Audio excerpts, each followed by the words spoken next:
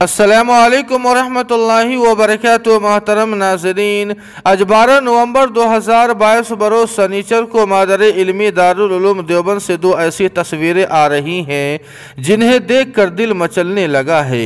وہ تصاویر آپ سے بھی ہم شیئر کر رہے ہیں۔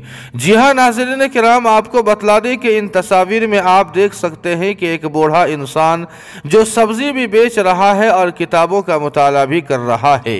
آپ کو بتلا دیں کہ دارالعلوم دیوبند کے مسجد رشید کے سائے تلے اور مکتبہ صوت القرآن کے بالکل سامنے موسم سرما کی پرواہ کیے بغیر یہ بزرگ انسان جسم کی غذا فروخت کرنے کے ساتھ ساتھ روح کی غذا بھی حاصل کرنے میں منہمک ہے۔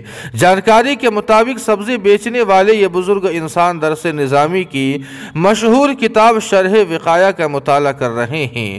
ناظرین کرام، دارالعلوم دیوبند کی دیواروں کے سائے میں جو بیٹھ جائے اس کے ذوق مطالعہ کا یہ حال ہے تو جسے دارالعلوم اپنی آغوش میں سنبھالے اس کے ذوق مطالعہ کا کیا عالم ہوگا۔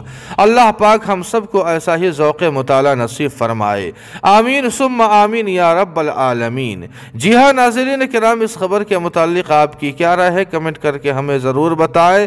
ویڈیو کو لائک اور شیئر کر دیں اور قاسمی جی کے کو سبسکرائب کرنا نہ بھولیں۔ والسلام علیکم ورحمۃ اللہ۔